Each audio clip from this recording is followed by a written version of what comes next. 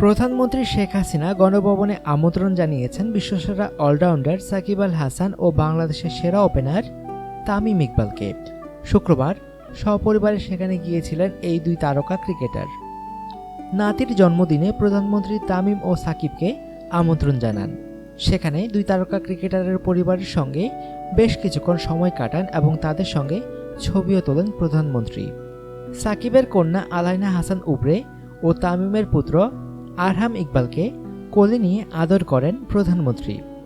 গণভবনে কাটানো সময়ের ছবি সামাজিক যোগাযোগ মাধ্যম ফেসবুকে শেয়ার করেন সাকিবের স্ত্রী সাকিব উম্মে আল হাসান। ছবির সঙ্গে তিনি লিখেছেন, প্রধানমন্ত্রীর কাছ থেকে আমন্ত্রণ পাওয়াটা খুবই আনন্দের ছিল এবং আলাইনা প্রধানমন্ত্রীর সঙ্গ খুবই উপভোগ করেছে।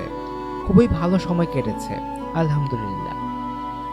অন্যদিকে তামিম ইকবালের স্ত্রী আয়শা সিদ্দিকা ইকবাল ফেসবুকে ছবি পোস্ট করে লিখেছেন, প্রধানমন্ত্রীর সঙ্গে সাক্ষাৎ, এটা খুবই সম্মানের। তার নাতির জন্মদিনের অনুষ্ঠানে খুবই ভালো সময় কেটেছে।